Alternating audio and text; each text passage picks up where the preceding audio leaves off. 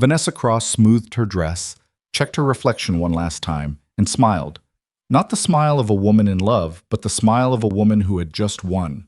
She had planned this for 18 months, every detail, every angle, the lighting in the room, the wine on the table, even the exact moment Serena's key would turn in the lock.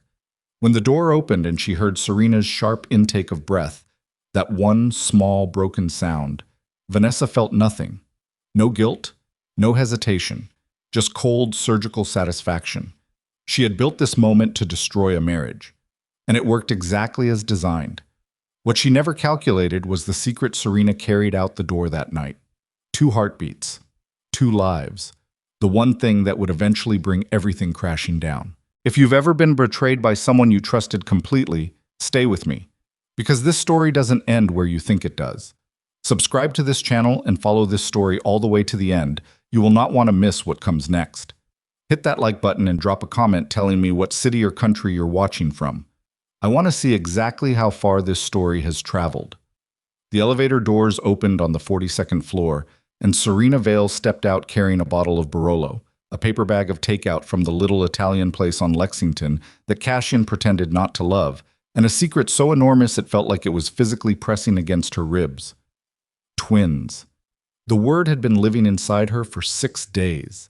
6 days of holding it alone while she waited for the right moment, the right dinner, the right quiet evening, when Cassian wasn't fielding calls at midnight or disappearing into his study with that careful, closed expression he wore when business got complicated.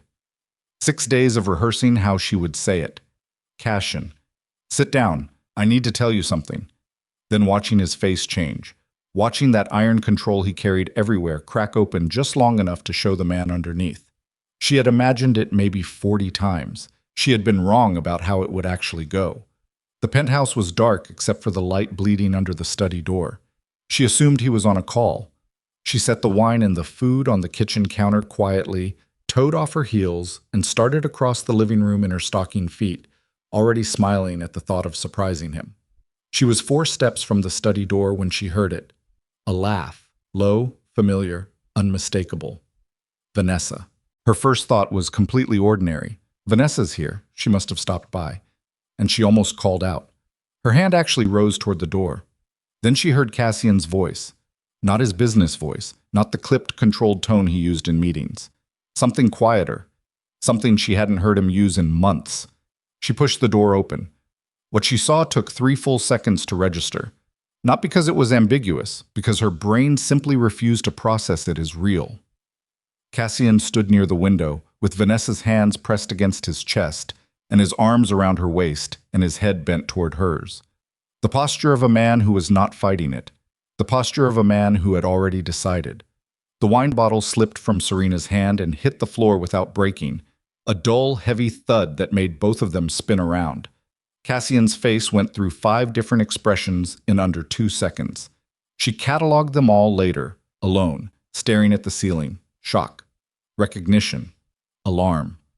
Something that might have been shame. Then the controlled blankness he defaulted to when he didn't know what else to do. Serena, don't.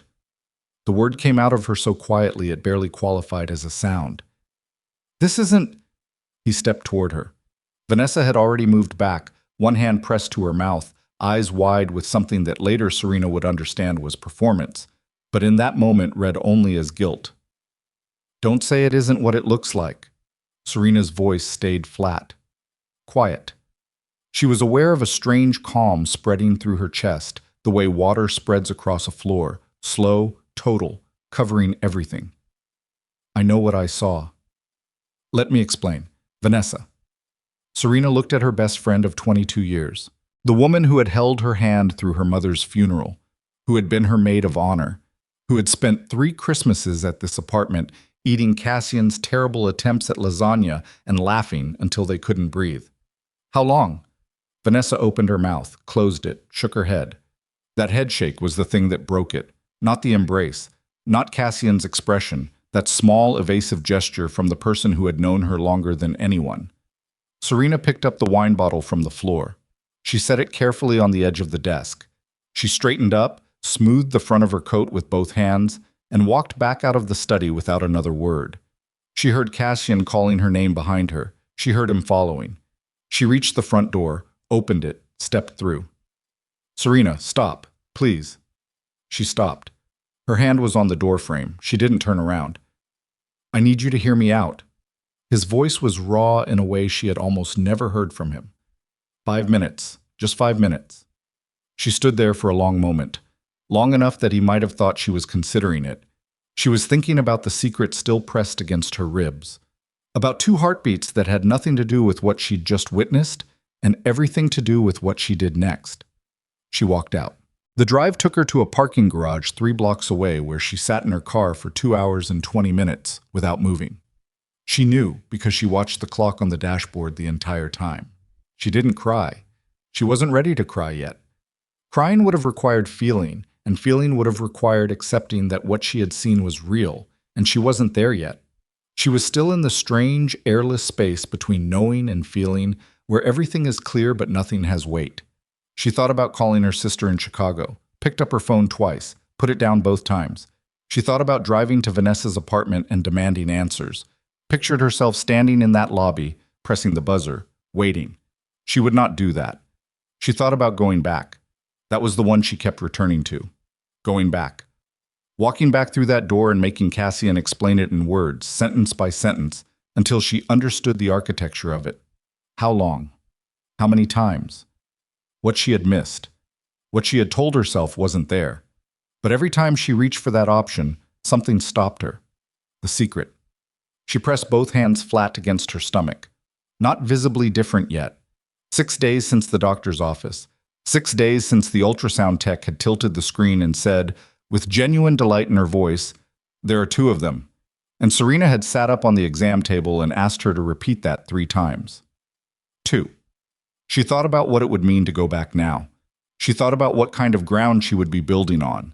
She thought about 2 children growing up inside walls that had already cracked. The clock on the dashboard read 12:47 a.m. when she finally started the car. She drove to her college friend Dana Wyatt's apartment in Brooklyn and knocked on the door until Dana answered in pajamas, bleary and alarmed. "I need to stay here tonight," Serena said. "I'll explain tomorrow." Dana looked at her face for 1 second and stepped aside without asking a single question. That was when Serena finally cried. She stayed 3 days. 3 days of Dana asking careful questions and Serena giving careful answers, and neither of them saying the thing that hung over every conversation. "So what are you going to do?" On the 4th day, she called her attorney. She had her own lawyer. People sometimes found that surprising, that the wife of Cassian Moretti had her own independent legal counsel. But Serena had always been precise about that. She had grown up watching her mother dissolve into her father's life until she couldn't locate herself separately from it. Serena had made a quiet decision at 19 that she would never do the same. She had her own accounts, her own practice, her own attorney, a woman named Patricia Holt, who was 61 years old and had handled more than one complicated exit in her career. "I need to file for divorce," Serena said when Patricia picked up, "and I need it to move quickly." Patricia's pause lasted exactly 4 seconds. "Are you safe?" "Physically, yes." "Where are you right now?" "Brooklyn, a friend's." "Stay there, I'll come to you." Patricia arrived that afternoon with a leather briefcase and the particular expression she wore when she was already 17 steps ahead of the conversation. They talked for 4 hours. Serena told her everything except one thing. She didn't mention the pregnancy.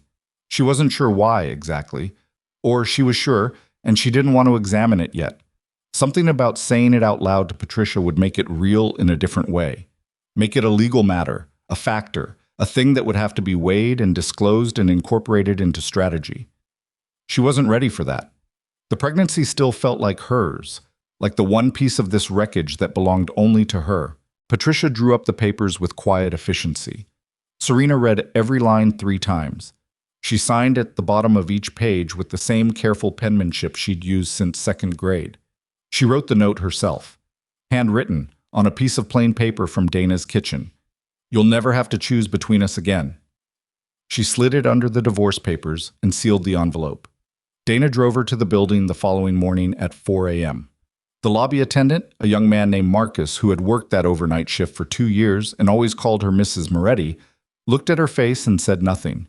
She left the envelope with him. She walked back to the car. She did not look up at the 42nd floor. What she didn't see, what she couldn't have known, was Cassian standing at the window. He had been awake all 4 days. Not sleeping, not eating in any real sense, just moving through the penthouse like something had been removed from him and he hadn't found the edges of the absence yet. He had called her number 67 times. He knew the exact number because he kept counting. 67 calls. 67 times the voicemail picked up after 4 rings. He had sent messages. Not begging, at first. Cassian Moretti did not beg. He had written things like, "We need to talk and give me a chance to explain," and then, at 2 in the morning on the 3rd night, something he almost immediately regretted. "I would burn this whole city down before I lose you." She didn't respond. He had people who could find anyone. He knew that. He had resources that most law enforcement agencies would have considered extraordinary. He told himself he would not use them on his wife. He told himself that for 72 hours. He told himself that right up until the moment Marcus called from the lobby at 4:30 in the morning to say a package had been delivered. He was on the 42nd floor when he opened the envelope. He read the note first, then the papers, then the note again. "You'll never have to choose between us again." He stood at the window for a very long time. Below, the city moved at its 4 a.m. pace, the trucks, the lights, the rivers of yellow cab taillights. He tried to locate the car. There was nothing to locate. She was already gone. 3 days later, he found out about Vanessa. Not from Vanessa. She had disappeared too, which he hadn't noticed immediately in the fog of Serena's absence. He found out because one of his captains, a careful man named Aldo, who had worked for the Moretti organization for 11 years and had an instinct for irregularity, brought him a piece of information that didn't fit. Security footage. The building's private server, which Aldo had pulled after noticing a gap in the exterior camera record on the night in question. The footage showed Vanessa Cross arriving at the building 4 hours before Serena. Not through the lobby, through the service entrance using a key card that had been issued without Cassian's knowledge, through a request filed under a supplier name that didn't exist. Cassian watched the footage twice. Then he asked Aldo a single question. Who gave her access? It took 48 hours to find the answer. And the answer opened a door into something so much larger than a betrayal between 2 people that Cassian sat in his chair afterward and didn't speak for 11 minutes. Aldo counted. Vanessa Cross had not acted alone. She was connected, through 3 intermediaries, through a financial structure that had been built over the course of 2 years, to a consortium of rival families who had been looking for leverage against the Moretti organization. Not military leverage, not territory, emotional leverage. They had studied Cassian long enough to understand that the one place he could be genuinely destroyed was not in business, not in combat, not in any boardroom or back alley. It was through Serena. They had found his one unguarded place, and they had sent Vanessa Cross through it like a key through a lock. When Cassian finally spoke, he said only one thing to Aldo: find her. He said it with the certainty of a man who believed it would happen in days, a week at the most. He was wrong. Serena Vale had spent years living quietly in the shadow of a man who knew how to make people invisible. She had learned things, without ever intending to, about how disappearance actually worked. She knew that cell phones were traceable, so she left hers in Dana's apartment before she crossed the state line. She knew that credit cards created a map, so she withdrew cash in amounts small enough not to trigger alerts over the course of 2 weeks before she left. She knew that your name was the most traceable thing about you, so she hadn't used it since Patricia filed the paperwork. Patricia had set up a forwarding structure for any legal correspondence. Dana had been given a single number to reach Serena in an emergency, a prepaid phone registered under a name that meant nothing to anyone. She had not planned this for 18 months, the way Vanessa had planned her destruction. But she had thought about it, quietly, in the back of her mind, the way every woman who loves a man who lives in darkness eventually does. If I ever needed to leave, if I ever needed to protect myself, what would that look like? She had driven south first, then cut west, then doubled back east along the coast. It took her 11 days. The town was called Crestwood Cove. It was the kind of place that appeared on maps as a small notch between a state highway and the Atlantic, small enough that newcomers were noticed, but old enough that people had learned to mind their own business. The kind of town where you could rent a 2-bedroom house by the water for less than her former parking space in Manhattan, and where the landlord, an elderly Portuguese man named George Braga, who had known her father 20 years ago and owed him a kindness he'd never been able to repay, asked no questions and accepted cash. George, her father's old friend, the one call she had made from the road. He had simply said, "How long do you need?" She had said, "I don't know yet." He had said, "Okay." She moved in on a Tuesday afternoon. The house smelled like old wood and salt air and something she couldn't identify, something that felt strangely like the absence of danger. She stood in the empty living room with her one bag and her two secrets, the pregnancy and the address, and she breathed in until her lungs were completely full. Then she sat down on the floor because there was no furniture yet. Then she placed both hands on her stomach. "I don't know how to do this," she said aloud, to no one, to the empty room, to the two small lives that didn't know yet what they were getting themselves into. "But I'm going to figure it out." It was the most honest thing she had said in weeks. In Manhattan, Cassian Moretti was systematically taking apart everything he had spent 15 years building, not because he had decided to, because every lead his people brought him had a locked door behind it, and the only way through the doors was to use leverage he'd been accumulating for years against people who knew other people who might know something. The empire was the currency. He spent it without hesitation. His consigliere, a measured man named Francis Della, who had served the Moretti organization since before Cassian took control, watched him do it with the particular expression of a man watching a slow-motion disaster he cannot stop. "You're dismantling decades of infrastructure," Francis told him, one night in the office that had once felt like a command center and now felt like a waiting room. "For a lead that may not pan out." "I know. The Belgrano family is already moving on the East Side territories." "I know, Francis. There will be consequences." "I said I know." Cassian set down the file he was holding and looked at his consigliere with the kind of directness that ended conversations. "I'm aware of every consequence. I don't need you to list them." Francis was quiet for a moment. Then, "She must have known something we didn't." Cassian didn't answer that. But he didn't look away either. What Francis meant, what neither of them said directly, was that Serena had walked out of a marriage to one of the most powerful men in New York City without leaving a trace, and that level of clean disappearance didn't happen by accident. It happened because someone had thought about it, because some part of her had been prepared. Cassian thought about that a lot. What it said about what their life together had actually been, underneath the surface. What it said about what she had been living with, quietly, while he told himself that keeping her separate from the business was enough, that love and danger could exist in adjacent rooms and never contaminate each other. He had been wrong about that. He had been wrong about a lot of things. He was starting to understand the scope of it. On the first of every month, he had his housekeeper set 2 extra plates at the dinner table. He couldn't have explained it coherently if anyone had asked. A habit, an accounting, a way of marking time. He sat at the long dining table and looked at the 2 empty places, and he ate his dinner in silence, and he did not stop until he could figure out what he was actually counting down to. It never occurred to him that the 2 empty places meant what they actually meant. That somewhere on a coastline he couldn't locate, 2 children were being born, his children, and they would take their first breaths in a room that smelled like salt air and old wood, and they would be named Elias and Eva, and they would know nothing about him except for the lie their mother had to tell them, that their father had died before they were born. It was the only story that kept them safe. It was the only story that also broke something in Serena every single time she told it. Every birthday question, every school form, every moment when Elias tilted his head at a certain angle and showed her, in his profile, the unmistakable line of Cassian's jaw. She told the lie anyway. Some lies, she had decided, were not cruelty. Some lies were architecture. You built them to hold something up until the structure underneath was strong enough to stand on its own. She just wasn't sure yet when that would be. She wasn't sure the day would ever come. The first year was the hardest because Serena still expected the knock on the door. Not every day. Not even every week toward the end. But there were moments, usually in the early morning, when the house was dark and the twins were still asleep, and the only sound was the Atlantic working against the rocks below the bluff. When she would hear something.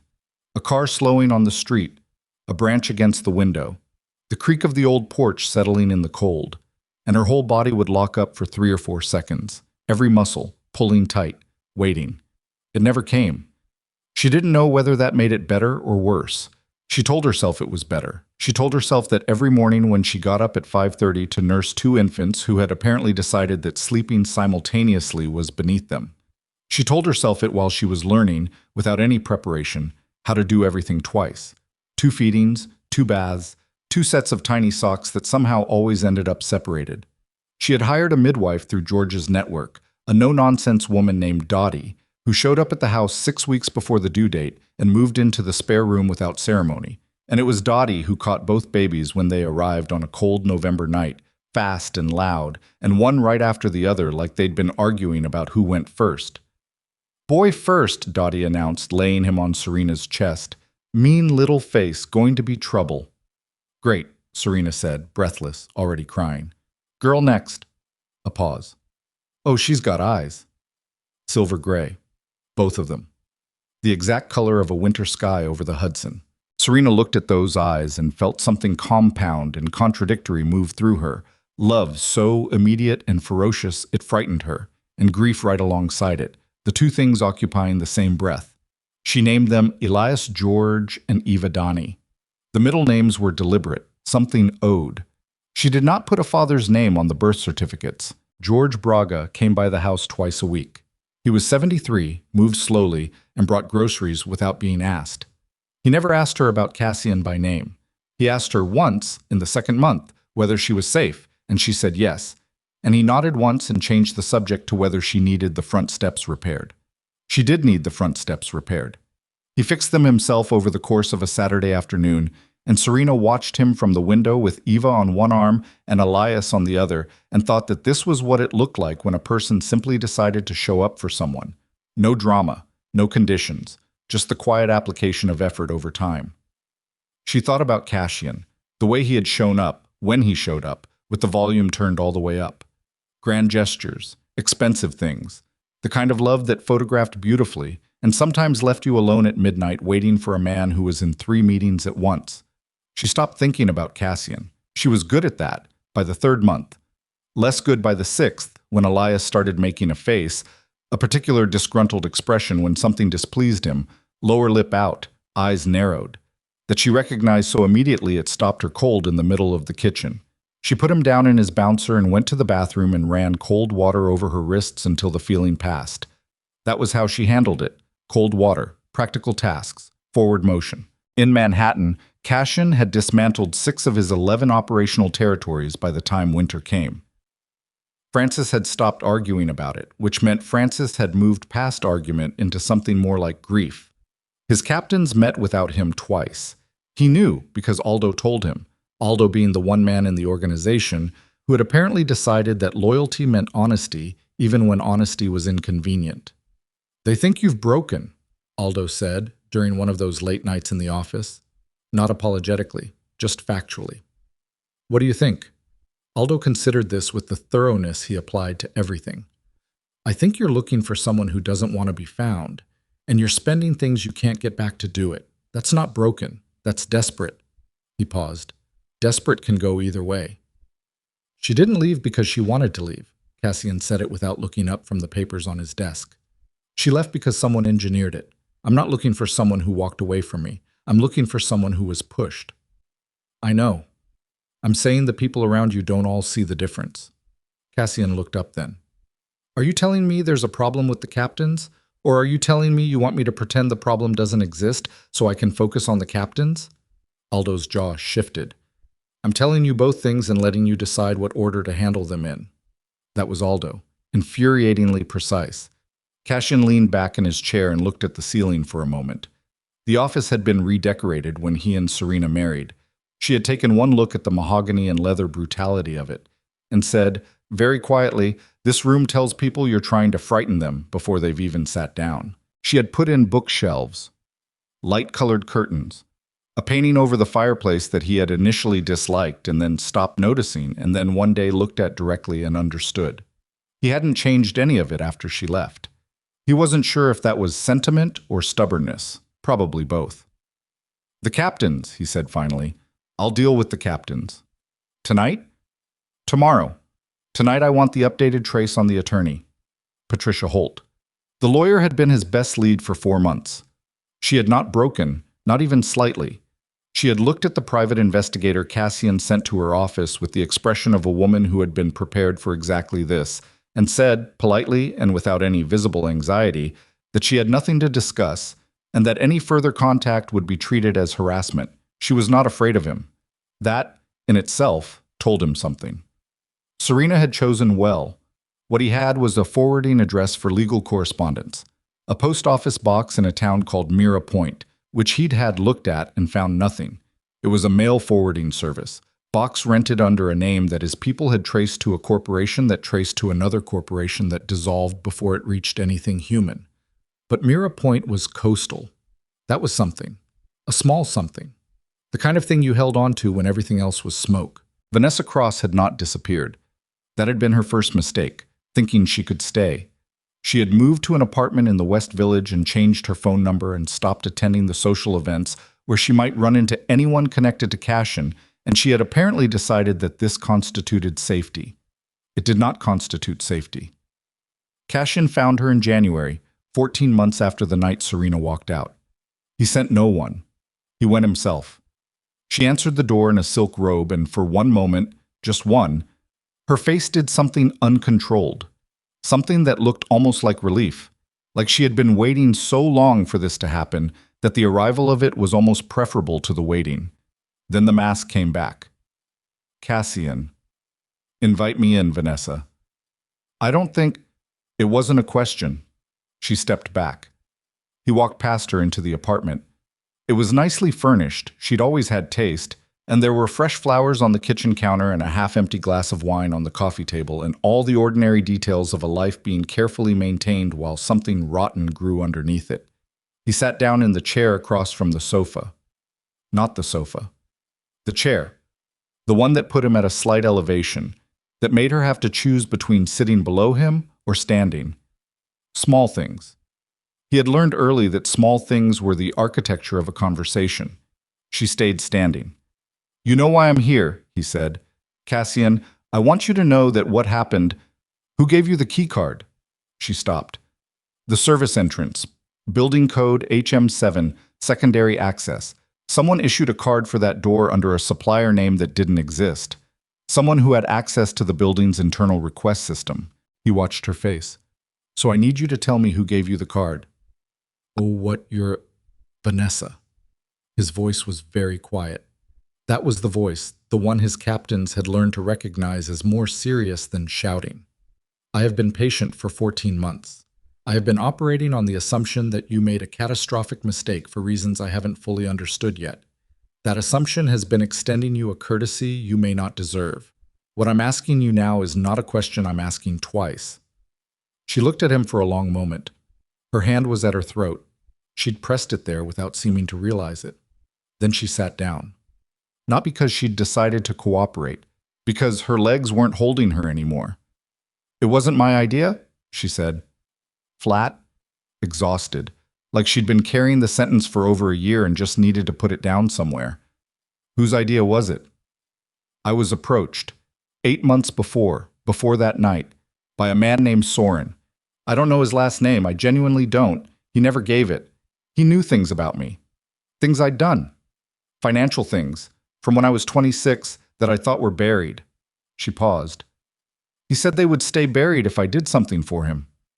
Destroy my marriage. She flinched. He said destabilize. He said he had this whole language for it, like it was a business operation. He said if you lost Serena, you'd lose focus, and if you lost focus for long enough, the organization would fracture, and they could move in. Cassian's voice had gone completely level, the kind of level that didn't mean calm. Who is Soren working for? I don't... Vanessa. He mentioned Reyes once. He let it slip and then corrected himself, but I heard it. Marco Reyes. She looked at her hands. That's all I have. That's everything I have. Cassian sat still for a moment. Marco Reyes. The name dropped into the silence of the room like a stone into deep water, and the ripples it sent out in his mind were long and cold and reached a long way back. The Reyes Consortium operated out of 3 states, had judicial contacts in 2 of them, and had been circling Moretti territory with careful patience for 6 years. Cassian had always considered them a distant threat. Methodical, slow-moving, not prone to the kind of front-facing aggression that announced itself. He had been wrong. They hadn't been slow. They'd been surgical. He stood up. "That's all?" Vanessa asked. Her voice had something in it now, not quite hope, but the shape of it, like she thought delivering the name might settle something. He looked at her for a moment, at the woman who had been in his home for 7 Christmases, who Serena had loved and trusted for 22 years, who had stood in a room designed to end a marriage and played her role with enough precision to destroy it. "Serena doesn't know about Soren," he said. "Not a question." Vanessa shook her head. "She thinks it was—" He stopped. He didn't finish it. "She thinks we—" Vanessa stopped too. They sat with that for a second.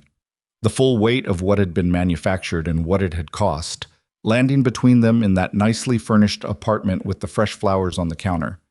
"I'm sorry," Vanessa said. "I know that means nothing. I know you don't—" "You're right," he said. "It means nothing." He left without another word. He was 2 blocks away in the back of the car when he called Aldo. "Marco Reyes," he said. Aldo was quiet for 3 seconds. "You're sure?" "Not entirely, but enough. That's going to require a different kind of response than we've been running." "I know." "Cash in." A pause. "If we go at Reyes directly, we're committing to something we can't walk back from." "I know that too."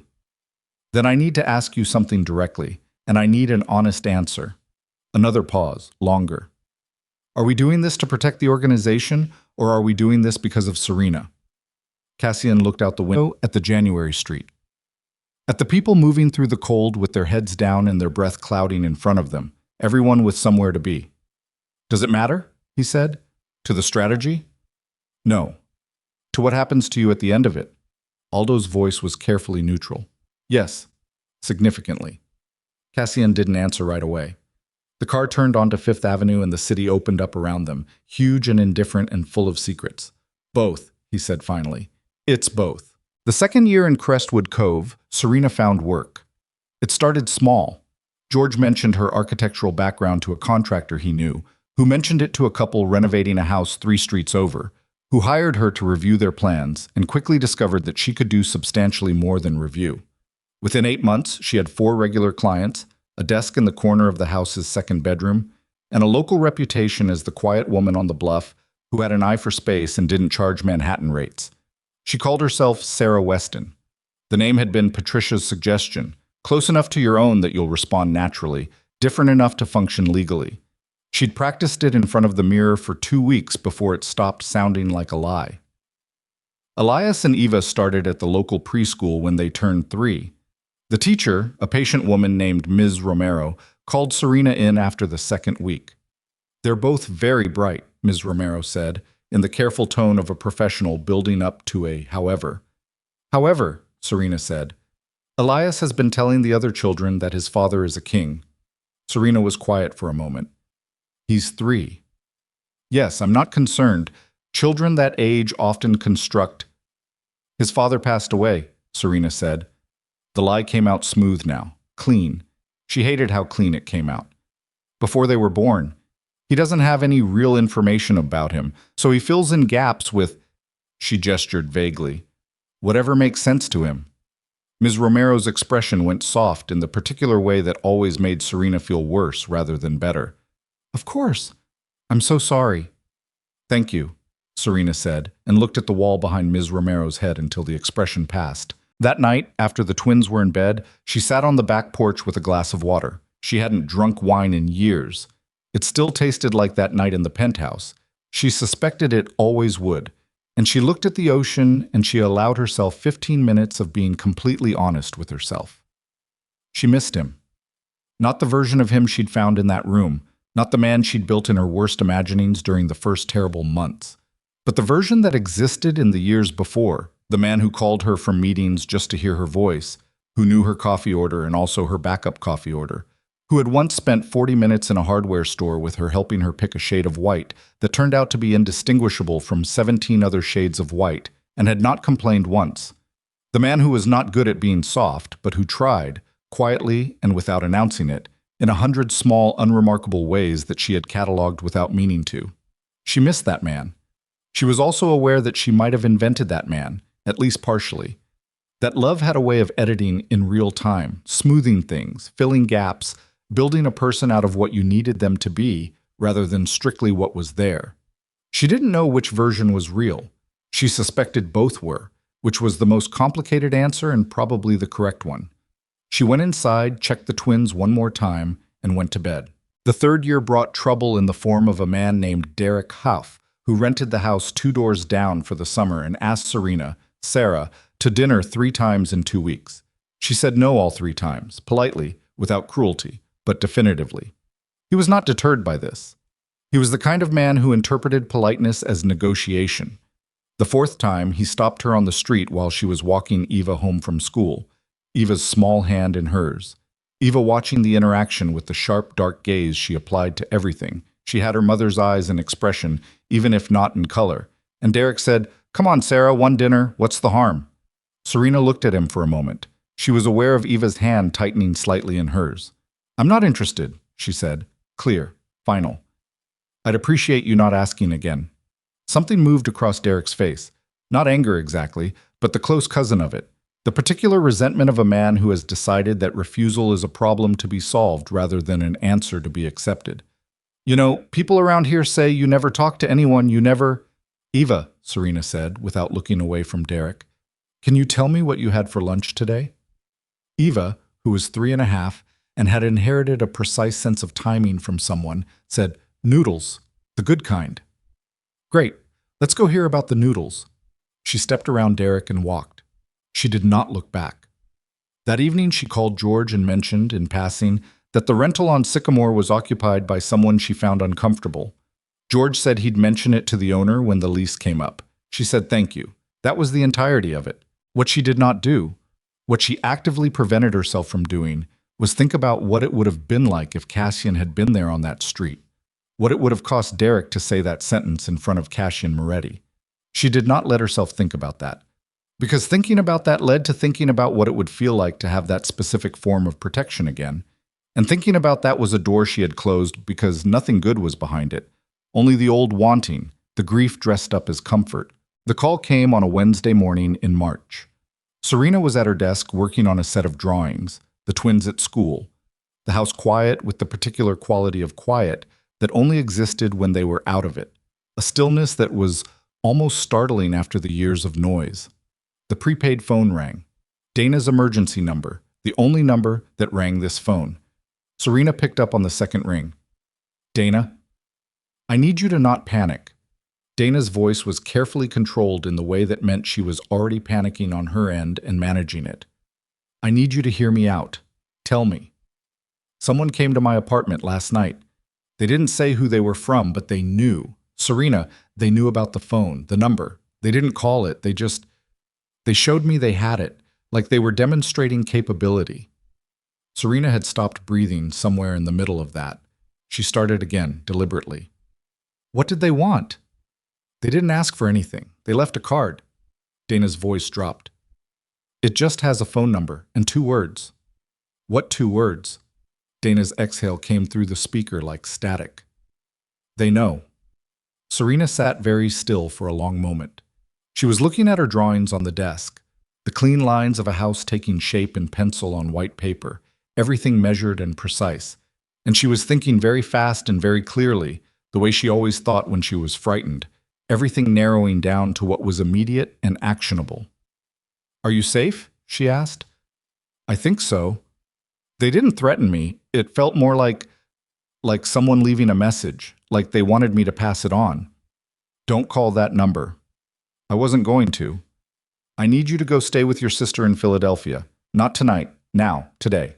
Serena was already standing up, already moving toward the hallway closet where she kept a bag she had never wanted to use but had packed anyway, 2 years ago, because she knew herself well enough to know it was better to have it and not need it. "Serena, who are these people? Are they from—" "I don't know yet." That was partially true. The other part, the part she was not saying, was that the 2 words on the card could mean more than one thing. "They know" could mean Cassian's people had found the number. It could also mean something else, something connected to why she'd left, rather than to who she'd left. Those were 2 very different problems. Dana, go to your sister. Don't use your regular credit cards. Call me from Philadelphia when you get there. Okay. A pause. Okay, yes. Serena, are you and the kids? We're fine. Her voice was steady. Her hand on the closet door was absolutely still. Go. She hung up. She stood in the hallway with the bag in her hand, and she thought about Elias telling Miss Romero his father was a king. She thought about Eva's hand tightening in hers on the street. She thought about the 5 years she had spent building something ordinary and quiet and safe out of the wreckage of her old life, and how ordinary and quiet and safe were not the same thing as permanent. She had known this. She had always known this. She had simply hoped that knowing it was enough. She picked up the phone and called George. He answered on the first ring, which meant he was already awake, which meant, "George," she said, "how long have you known?" A silence. Not long. 3 seconds, maybe 4. But it was the silence of a man choosing his words rather than searching for them. "Someone reached out to me," he said carefully, 6 days ago. 6 days. The steadiness in her own voice surprised her. 6 days, George. I was trying to assess whether it was a threat or was it Cassian's people? Another silence, this one longer. George. I don't believe so, he said, finally. I believe it's someone else. Someone who is looking for you for reasons that have nothing to do with your husband. Your husband? He still called Cassian that. She had never corrected him. What reasons? She said. There's a man named Soren, George said, and I think you need to know what he wants before you decide anything else. Serena looked down the hallway at the closed door to Elias and Eva's room, at the drawings pinned to the outside of the door, Eva's elaborate, chaotic explosions of color, Elias's surprisingly careful, precise lines, always buildings, always structures, always things that stood up. Her throat tightened in a way she refused to allow past a single second. Tell me everything, she said. And the name Soren landed in Serena's world for the first time, 5 years after he had helped destroy it, arriving not as a warning, but as the first true answer to the question she had been carrying since the night she walked out of a penthouse and told herself she'd seen enough. She had seen enough. She just hadn't seen all of it. And now someone was making sure she finally George told her everything in 22 minutes. Serena stood in her hallway the entire time and did not sit down and did not interrupt and did not make a sound except once, near the end, when something escaped her that was not quite a word. A small involuntary sound, the kind that happens when a body receives information that the mind hasn't finished processing yet. She had left because of what she saw. She had built 5 years on the foundation of what she saw. And what she saw had been constructed, every element of it, the timing, the lighting, the angle, the key card, the moment her key turned in the lock, all of it engineered by a man named Soren, who worked for Marco Reyes, who had decided that the fastest way to fracture the Moretti organization was not through violence, but through the one person Cassian Moretti had never learned to be strategic about. Her. George's voice was careful and low, and he kept stopping to ask if she was still there, and she kept saying yes because she was, technically. Her body was present in the hallway. The rest of her was somewhere else entirely, 5 years back, standing in a study doorway watching something she had never questioned because she had seen it with her own eyes. And you don't question your own eyes. That's not how human beings work. That's not something you can train yourself out of. Serena. I'm here. I need you to hear the rest of it. Tell me. Soren, George explained, had resurfaced not because he wanted to finish what he'd started. He had resurfaced because the Reyes consortium was collapsing from the inside. 3 of its senior figures had been indicted on federal charges 18 months ago, and the resulting scramble for leverage and self-preservation had sent information in all directions. Soren was offering a trade, documentation of the entire operation, the planning, the execution, the financial trail between Reyes and the intermediaries who had managed Vanessa Cross, in exchange for safe passage out of a situation that was becoming rapidly untenable for him. He was not offering this to Cassian. He was offering it to Serena. Why me? She said. Because he believes Cassian will kill him, George said simply. And he believes you might not. She almost laughed. It came up in her chest and she pressed it back down. Where is he? He says he'll make contact in 72 hours. He'll come to you. He knows where I am. He has known for approximately 8 months.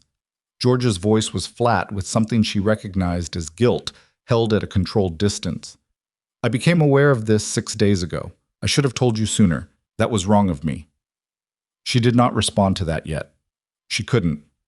She filed it in the place where she put things that needed to be handled after the immediate emergency was over.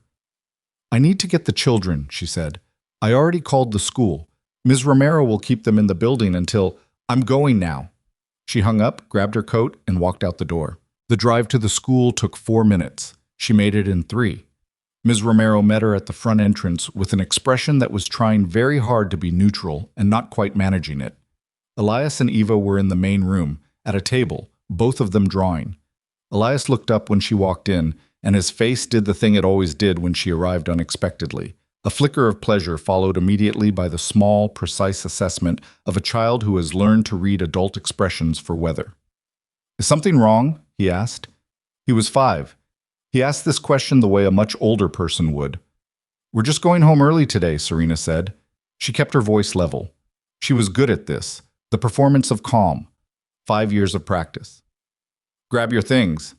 Eva was already up, already pulling her coat off the hook with the unselfconscious efficiency of someone who moved through the world without second-guessing. She looked at her mother once, and the look lasted less than a second, but something passed between them, something that Serena had never tried to name because naming it felt too much like acknowledging that her daughter already knew, at 5 years old, that some silences meant danger. In the car, Elias asked 3 questions. Serena answered 2 of them. The third one, are we going somewhere? She answered with, let's get home first, which he accepted without pushing it, and she watched him in the rearview mirror process this and decide to let it go. And she felt something tighten in her chest that had nothing to do with fear. He was so much like his father, not in the ways she'd been afraid of, not in the darkness or the control or the empire building, in the way he absorbed information and held it and chose his moments, the patience of him, the watchfulness. She had spent 5 years being afraid of that resemblance. She was only now beginning to understand that what she'd been afraid of wasn't him. It was herself. What it meant that she still saw Cassian clearly enough to recognize him in a 5-year-old's expression from 15 feet away. She pulled into the driveway and got them inside and turned on the television, something she almost never did during the day, and said she had some work to finish and would they be okay for a little while, and Eva said yes, and Elias said yes, and she went to the kitchen and stood at the sink and ran cold water over her wrists for a long time. The 72 hours were the longest of the 5 years. She spent them in a state she could only describe as controlled fragmentation, the outside of her moving through routines, making meals, reading to the twins, answering a client email about load-bearing walls, while the inside of her was somewhere else entirely, running the same information over and over through a mind that kept finding new angles to examine it from. Vanessa had not acted from desire, had not acted from feeling at all, had been a mechanism, a tool, a human instrument played by people who had correctly identified that the fastest way to cash in Moretti's undoing was a staged betrayal in a room where Serena would be alone with her conclusions. And Serena had given them exactly what they needed. She had looked at that room and made the only interpretation that made human sense, and she had walked out and she had never looked back. And for 5 years, Cassian had been, what? She didn't know. George had mentioned the searching, the dismantled territories, the empty places at the dinner table. She hadn't understood that until George explained it, and then she'd had to stop him and ask him to repeat it because she had not heard it correctly the first time. 2 places. Every month. For 5 years. She sat with that information for a long time in the dark of the kitchen after the twins were in bed, and she tried to understand what it did to the story she'd been telling herself. The story where he had made his choice, and she had made hers, and they had both been living with the consequences. That story required Cassian to be living in the wreckage without looking up from it. The 2 empty places broke that story apart. She was not ready to build a new one yet. She was not there. She was still standing in the rubble of the old one, turning over pieces, and the pieces were sharp. Soren came on the morning of the 3rd day. He knocked on the front door at 8:15, which told her something about him, that he had observed the household routine well enough to know that the twins would be at school and she would be alone. The knock was 3 measured taps, not aggressive. The knock of someone who expected to be let in. She opened the door with the chain still on. He was smaller than she'd imagined, mid-50s, compact, the kind of man who had spent a long time becoming unremarkable on purpose. Gray jacket, ordinary face, eyes that moved with a trained quickness that the rest of him worked hard to contradict. He was carrying a leather messenger bag and his hands were visible and he was alone as far as she could see. "Ms. Vale," he said, "you have 30 seconds to tell me why I shouldn't call the police right now. Because what's in this bag is worth more to you than anything law enforcement can do in the next 24 hours, he said. And because once you've seen it, you'll understand that calling the police is only one of your options, and not necessarily the most effective one. She looked at him for a moment. He met the look without flinching, without performing innocence. There was something almost refreshing about the directness of it. Here's what I have. Here is what I want. Let's not waste each other's time. She unlatched the chain. He sat at her kitchen table and she sat across from him, and he opened the bag and put a file on the table between them. Not a slim file. Substantial. The kind of document assembly that represented years of careful collection. Everything in there, he said, is authenticated. Correspondence, financial transfers, surveillance logs, recorded calls. The complete architecture of what was done to you and why. He folded his hands on the table. His hands were very still. What I need from you in exchange is a written confirmation, notarized, that I cooperated voluntarily with the disclosure of this information, and your personal assurance that you will not direct anyone toward my location for a period of 60 days. My personal assurance, she repeated. Yes. You understand that I have no organization. I have no power structure. My assurance means nothing in practical terms. It means something to me, he said, because you're the one person in this situation who has a demonstrable interest in closure rather than retribution. Everyone else who wants what's in that file wants it as a weapon. You want it as an answer. He paused. I find answers safer than weapons. They tend to stay in the hands they're given to. She looked at the file. She did not reach for it yet. Tell me one thing first, she said. The night it happened, was there any version of it where it could have gone differently? Where I might have... She stopped. Restarted. Was it that clean? Were there no gaps in it? Soren considered the question with what looked like genuine thought. There was one variable we couldn't fully control, he said. We couldn't predict whether you'd speak to him before you left, whether you'd give him the opportunity to explain before the paperwork was filed. He paused. You didn't. You walked out and you were gone before he could reach you. That was... He looked at the table. More decisive than we anticipated. The word we dropped into the room like a stone. She heard it. He heard her hear it. You were part of it from the beginning, she said. I designed it, he said. Not proudly. Not with shame. Just as a fact, the way a contractor might acknowledge having built a particular structure. I want you to know that because I think you deserve the truth before you decide what to do with what's in that file. You're not getting a neutral party offering information. You're getting the person who built the trap handing you the plans. Serena looked at him across the table. She was breathing slowly and evenly, and her hands on the table surface were flat and still, and every single part of her was engaged in not showing him the precise scale of what was moving through her. Open the file, he said quietly. She opened it. She read for 40 minutes. Soren did not speak. He got up once to get a glass of water from the sink. She watched him move through her kitchen with the same careful, permission-seeking body language as someone who understood he was in dangerous territory. And he sat back down, and she kept reading. The documentation was meticulous. Reyes had been planning the Moretti destabilization for 3 years before the night with Vanessa. The file contained the original strategic assessment, a cold clinical document that evaluated the emotional vulnerabilities of Cassian Moretti with the detached precision of a medical report. It named Serena specifically. It quantified the probable impact of her removal from the equation. It laid out 3 potential approaches and explained why the manufactured betrayal was considered highest probability of success over direct confrontation or financial pressure. There was a section that evaluated what Cassian would do in response to losing her. The assessment had predicted grief, temporary operational distraction, a period of reduced effectiveness followed by recalibration. It had not predicted what actually happened. The methodical dismantling of his own empire in the search for her. The years of refusal to accept the loss as permanent. The document had calculated Cassian as a man who would mourn and adapt. It had not calculated him as a man who would refuse to stop looking. There was a handwritten note in the margin of that page. Not Soren's handwriting, someone else's. Smaller and less controlled. Recalculate. Subject not adapting on schedule. She looked at that note for a long time. Then she turned to the last section of the file, and she found something that she had not been expecting, something that made her stop moving entirely, something that arrived with the specific physical impact of information that changes the shape of everything that came before it. There was a photograph. Cashin, taken from a distance. A telephoto shot, the kind taken without the subject's knowledge.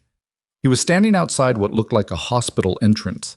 She recognized the building after a moment. It was Mount Sinai. And he was holding something. She had to look twice to understand what it was. A small pair of shoes, children's shoes, the kind that had no context, that were simply there in his hands, being held by a man who stood outside a hospital at what the timestamp said was 3 a.m, alone. Below the photograph was a note from one of Reyes's intelligence people. Subject was seen entering maternity ward. Possible information about the veil pregnancy? Monitoring. Below that, in different handwriting, confirmed. Subject has no knowledge of children. Not a threat vector at this time. Serena's hands had gone completely cold. He had gone to the hospital. She didn't know how, didn't know what information had led him there, didn't know if he'd confirmed anything or left still not knowing. But he had stood outside that hospital holding children's shoes that he must have bought not knowing what size to buy, because he didn't know. He'd never known. He had spent 5 years not knowing. She closed the file. She pressed both hands flat on top of it. The kitchen was very quiet. Outside, the sound of the ocean. Behind her, the drawings on the refrigerator that Eva had made last week. Lopsided flowers, and one extremely ambitious attempt at a horse. "Are you all right?" Soren asked. She looked at him. The question that came out of her was not the one she had been intending to ask. Does Reyes know about the twins? The shift in Soren's face was small, but absolute. The careful composure cracked in a single place, just for a second, and what she saw behind it was not guilt but something colder, something that answered her question before he did. Soren. There was a surveillance update, he said carefully, 6 weeks ago, when the consortium started collapsing and people began covering themselves. Someone filed a report that included current information about your location and... He stopped. And the children. He didn't answer. He didn't have to. Who has it? Her voice was very quiet, the kind of quiet that had nothing soft in it. The report went to 3 people. 2 of them are in federal custody as of last month. The third, he pressed his lips together. The third is a man named Gareth Fell. He operates independently. He takes contracts. The word contracts hung in the air. She stood up from the table. The motion was so fast that her chair scraped back and Soren's hands came up reflexively, a defensive gesture that told her everything about what he was afraid she was going to do. She was not going to do anything to him. She was moving because she needed to move because the information had become physical. It was in her chest and her arms and her legs, and she could not process it sitting down. Gareth Fell, a man who took contracts. The remaining Reyes loyalist with information about her location and the children. How long? She said. Her back was to Soren. She was looking at the refrigerator, at the lopsided flowers, at the horse. The contract would have been issued within the last 2 weeks, he said. I don't know if he's been activated yet. She turned around. Then I have maybe days, she said. Possibly less. And you waited 3 days to tell me this. He had the decency not to flinch. I needed to be sure you wouldn't go straight to Moretti. I needed the 60 days first. Something moved through her that was past anger, past the kind of anger that makes noise or seeks expression. It was the deeper, colder variety that simply becomes decision. The file, she said. If Cassian had it, if this information went to Cassian directly, would it be enough to stop Fell before he reaches us? Soren's face went very still. Yes, he said finally. The documentation in that file, combined with what Moretti has been accumulating on his own over the past 5 years, yes, it would be enough to end this completely. He paused. It would also effectively end any chance of your children remaining unknown to their father. I know that, she said. She said it without hesitation, and she meant it, and that fact, the absolute zero hesitation in it, told her something about herself that she had not been willing to see until this moment. Somewhere in the past 40 minutes, the calculation she had been running for 5 years had simply changed. The variables were different now. The threat was not abstract. It had a name: Gareth Fell. And the only person in the world with both the resources and the motivation to stop a man like Gareth Fell before he reached her children was a man she had not spoken to in 5 years. A man who did not know his children existed. A man who had stood outside a hospital at 3 in the morning holding shoes he didn't know what size to buy. She picked up the file. "I'll sign your document," she said. "Write up what you need and I'll have it notarized today." Soren nodded slowly. "And Moretti?" She looked at the file in her hands, at the weight of it, at what it contained and what it would set in motion, and what there would be no going back from once it was in his hands. "I'll handle Moretti," she said. She said his name for the first time in 5 years without the careful neutrality she'd practiced. It came out the way things do when you stop performing and just speak, and it sounded like the name of someone real, someone whose shoes had been the wrong size because he was working with nothing, because she had left him with absolutely nothing. She walked to the hallway and picked up the phone she had never wanted to use, and she dialed the number she had memorized and then refused to use for 5 years, the one that connected through 3 relays to a line that only Aldo Ricci answered, because calling Cashin directly was more than she could do yet. She needed one more step between now and that conversation, one more moment before the last wall came down and everything changed. The line rang twice. Aldo picked up. "This is Serena Vale," she said. "I need you to tell Cassian that his children are in danger." Aldo didn't speak for 4 seconds. Serena counted them. "Say that again," he said. "His children." She kept her voice flat, functional.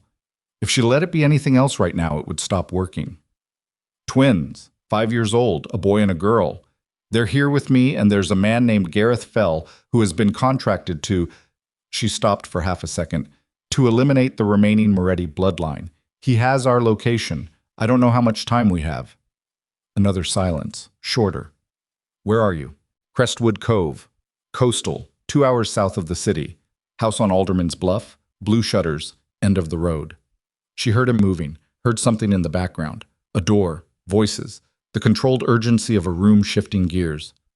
"Aldo, I need you to tell him before you tell anyone else. He needs to hear it from you, not from—" She paused again. "Not secondhand." "I understand." His voice had changed. Not softer exactly, but the professional surface of it had cracked slightly, and underneath was something that sounded like a man who had spent 5 years watching another man come apart and was now processing the reason in real time. "How long have you been there?" 5 years. "And the children? They're safe right now?" "They're at school. I need to get them out." She looked at the clock on the kitchen wall. 8:47. School started at 8:30. "I need to move in the next hour." "Don't move yet." His voice sharpened. "If Fell is watching the location and you run with the children, you become mobile and exposed. A stationary position you know is better than a road you don't control. Do you have somewhere secure in the house? Interior room, no exterior windows?" She thought of the twins' bathroom, center of the house. No windows. One door. "Yes." "Get the children back to the house and into that room. Lock it from the inside. Don't open it for anyone except—" He paused. "I'm going to tell him now. He will be there in 2 hours." "Aldo?" 2 hours. "Can you hold 2 hours?" She looked at the file still in her hand, at the kitchen, at the ordinary morning light coming through the window above the sink. "Yes," she said. She hung up and looked at Soren, who was sitting very still at her table with the expression of a man revising his exit strategy in real time. "The 60 days starts now," she said. "Get out of my house." He left without argument. She watched his car pull away from the bluff road, and then she picked up her keys. Miss Romero did not ask questions this time either, for which Serena was grateful, because she was not certain she could have answered them without her voice doing something she couldn't afford right now. Elias came out of the classroom first and read her face in 3 seconds flat and said nothing, which was somehow worse than if he'd asked. Eva came right behind him, coat already on, backpack already over one shoulder, and took her mother's hand without being asked. In the car, nobody spoke for the first 2 minutes. Then Elias said, "Is someone coming?" Serena glanced at him in the rear-view mirror. Why do you ask that?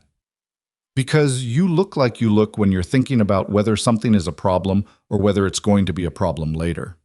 He said it with a precision that belonged to someone considerably older than 5, and for a moment she couldn't speak because the thing pressing against her ribs was almost too large to contain.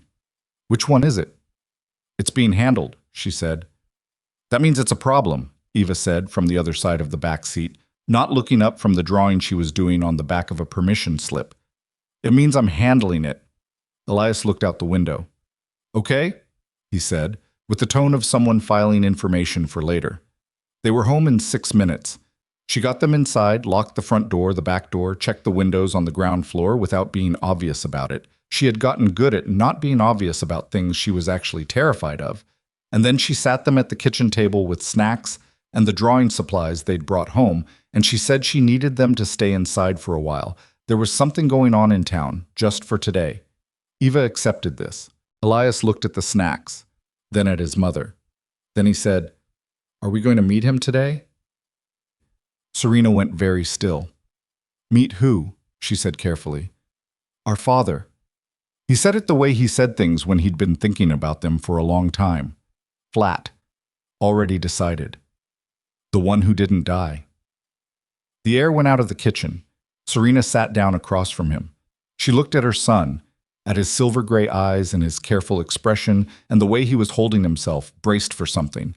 And she thought about all the times she had told herself the lie was architecture, that it was holding something up. And she thought about the fact that this 5-year-old had apparently already seen straight through it. "Why do you think he didn't die?" she said. Elias pointed at his own eyes. "Because Mrs. Romero said this color is really unusual. And because you look at us sometimes like you're looking at someone else." He paused. "And because you never have any pictures of him. People who are sad that someone died keep pictures." She pressed her lips together hard. "I'm sorry," she said. And she meant it with a completeness that made the words feel too small. "I am so sorry. I was trying to—" She stopped. "I was trying to protect you." "From him?" Eva asked. She had put down her drawing. "From a situation that was dangerous, not from him." She looked at both of them. "He doesn't know you exist. That was—" She couldn't dress it up anymore, not with them looking at her like that. "That was my choice, and I'm going to have to live with it." Elias absorbed this. Then, "Is he the one coming?" "Yes." A pause. Something moved across his face that she couldn't entirely read, and that broke her heart a little because she couldn't read it. 5 years of raising him, and she still couldn't always read him. He held things in the same way Cassian did, not out of coldness, but out of some deep interior instinct for self-containment. "Okay," he said. "Just that. Okay." Eva picked up her drawing again. "He should know we like him, even though we've never met him," she said, with the authority of someone who had clearly settled this matter internally some time ago. "You can tell him." Serena looked at her daughter for a long moment. "Yeah," she said very quietly. "I'll tell him." 1 hour and 43 minutes. She got the twins into the interior bathroom with blankets and the tablet loaded with their favorite show and told them it was a very boring safety drill, the same kind of boring safety drill they did at school, and they should stay in here until she came and got them. Elias looked at her like he knew exactly what kind of drill this was. Eva said, "Okay," and immediately became absorbed in the tablet. She locked the bathroom door from the outside with the sliding bolt she had installed 2 years ago. She'd told herself it was for privacy. She had known it was for this. And she went back to the living room and sat in the chair facing the front door. She had the file on the coffee table. She had her phone in her hand. And she waited. The first 20 minutes were the worst because nothing happened, and nothing happening when you are waiting for something to happen is its own form of violence. She had cataloged all the exits 3 years ago. Front door, back door, kitchen window above the sink that was large enough, 2 upstairs windows. And she ran through them now, not because she planned to use them, but because the activity of her mind needed somewhere to go. At the 30-minute mark, she heard a car on the bluff road. She was up and at the window before she'd decided to move. Black SUV, moving slowly, slowing further as it came up the rise. It stopped 40 feet from the house. Nobody got out. She stood to the side of the window, not in front of it, the way you stand when you don't know what's on the other side of a situation. Her phone was in her hand and she was looking at the clock, 1 hour and 8 minutes since she'd called Aldo. and doing the calculation she'd been doing every 3 minutes since she'd locked the bathroom door. The SUV didn't move for 4 minutes. Then the driver's door opened. The man who stepped out was not Gareth Fell. She didn't know what Gareth Fell looked like, but she knew what Cassian Moretti looked like. And her body knew it before her mind confirmed it, something going cold and electric across her shoulders the moment he straightened up beside the car. He was here. 53 minutes early, and she was not ready. She was nowhere near ready, but he was here. He stood beside the car for a moment and looked at the house, at the blue shutters, the drawings visible in the window, the two small bicycles leaning against the side wall. And she watched his face from behind the curtain, and she saw the moment it hit him. The bicycles, the drawings, the unmistakable material evidence of children who lived here. He went very still. Then he walked toward the front door. She opened it before he knocked. They looked at each other through the screen door. 5 years. He had aged in it, not badly, but realistically, the way people age when they've been carrying something heavy. There were lines at the corners of his eyes that hadn't been there. He was thinner across the face. He was wearing the same kind of dark coat he'd always worn, and his hands were at his sides, and he was looking at her with an expression she had never seen on him before, which was saying something because she had seen him in most of his configurations, but not this one. This cracked open, undisguised, completely unmanaged, Serena. His voice was wrecked. Just the one word and it was already gone. "Come inside," she said. Because there wasn't anything else to start with. Because Gareth Fell existed, and that was what was real right now. She pushed open the screen door. He stepped inside. She put the file on the table between them. She told him, in the most linear and functional way she could manage, what Soren had told her, what the file contained, who Gareth Fell was, what he'd been contracted to do, and when she finished, she sat back and looked at her hands and waited. Cassian had not moved during any of it. He had sat in the chair across from her, and he had listened, and his face had gone through several things that he was not controlling as well as he used to, and he had said nothing. When she stopped, the silence lasted about 8 seconds. "Where are they now?" he said. "Interior bathroom, locked." He nodded once, then, "You called Aldo." "I couldn't call you directly yet." He didn't respond to that. Whether it meant he understood or he was setting it aside for later, she couldn't tell. He reached across the table and picked up the file and opened it, and she watched his jaw set as he scanned the first pages. The way it always set when he was reading something that made him angry. Not hot anger, the controlled kind, the kind that went in and stayed in and came out later in ways that were precise and irreversible. He turned to the section with the photograph. He looked at it for a long time. She knew which photograph it was by the way he stopped turning pages. "I didn't know what size," he said, without looking up. It wasn't directed at her, not exactly, more like something that had been inside him for a long time that came out because the photograph made containment impossible. "I stood in the store for 20 minutes, and I didn't know if it was a boy or a girl, or how old, or—" He stopped, his hand pressed flat against the photograph. "I left without buying anything. I didn't have anything real to go on." She looked at the table surface. "A boy and a girl," she said. "Elias and Eva." His hand on the photograph pressed harder. "I told them their father died before they were born," she said. She needed him to hear it from her directly, in those words, without softening. "I told them that for 5 years. Elias figured it out himself. He told me this morning." She paused. "He said to tell you they like you even though they've never met you." The sound Cassian made was small and involuntary and completely unlike him, and she looked away because watching his face at that moment felt like something she didn't have the right to witness. He closed the file. He put it on the table and he sat with his hands flat on his thighs and he breathed, once, twice, 3 times. Then he picked up his phone and called Aldo. "I'm on site," he said when Aldo picked up. "What's Fell's last known position?" She listened to half of a conversation that told her, in its brisk and operational shorthand, that the Crestwood Cove situation had already been running as a parallel operation for 37 minutes, that Aldo had not waited for her call to start moving, that the moment Cassian had understood what the children's existence meant, the organization had pivoted with a speed and completeness that told her something about what 5 years of rebuilding loyalty looked like when it finally had a purpose.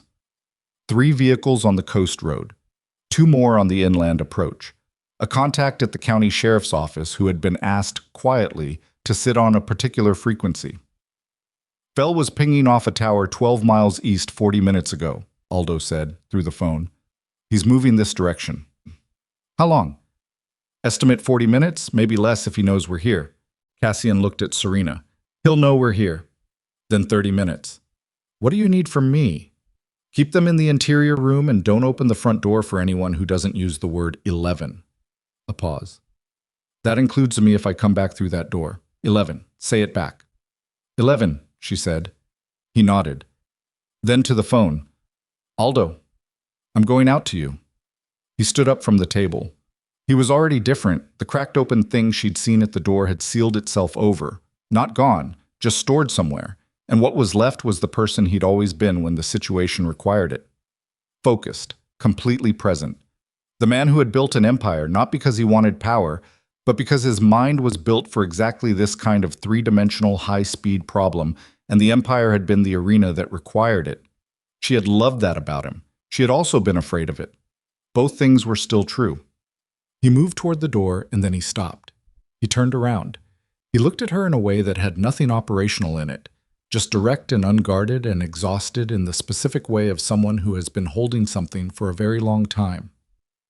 I need you to know, he said, that when this is done, whatever you decide about anything, I am not going to push you. I'm not going to ask for things you're not ready for. He stopped, restarted. I just need you to know that I know what I did, not just the night you left. All of it. The years before it that made walking out feel like the only option. He paused once more. I've had a lot of time to understand that. She looked at him for a moment. Go, she said. We'll talk after. He held her gaze for one more second. Then he went out the door and she locked it behind him and stood in the quiet of the house listening to his footsteps cross the porch and descend to the ground. And she stayed there until she heard the car, and she did not move until the sound of it was gone. Then she went to the bathroom door and knocked twice. Still boring in there? She called. Extremely, Elias said. Good. Stay boring a little longer. She went back to the living room and sat in the chair and looked at the front door and waited. And this time the waiting was a different kind because someone was out there between her and whatever was coming, and that fact was doing something complicated to her chest that she did not have the time or the safety to examine. 28 minutes. The phone on the coffee table did not ring. At minute 19 she heard something. Not a car, a different sound, something on foot, something moving around the east side of the house toward the kitchen, and she was up before she'd processed it, moving to the kitchen doorway because the kitchen window above the sink was large enough and she had always known it was large enough. The window was intact. She scanned the yard through it, nothing visible. Then the sound again, closer. Footsteps on the side porch. She stood in the kitchen doorway and she didn't breathe and she watched the side door, not the main entrance, the auxiliary door that opened off the kitchen, the one that the twins used to run in from the yard. The one with the simple push-button lock that she had told herself was fine, was enough. The handle turned, didn't open. The lock held. A pause. Then a knock. 3 times. Measured. The same knock as Soren. Her heart was going so hard she could feel it in her teeth. She pressed herself flat against the kitchen wall, and she thought about the bathroom door. Bolt locked from outside, children inside, one door between them and anyone who got through her. And the calculation she ran was fast and cold and complete. The knock came again. Then a voice, low and male, just audible through the door. Ms. Vale, I think you know why I'm here.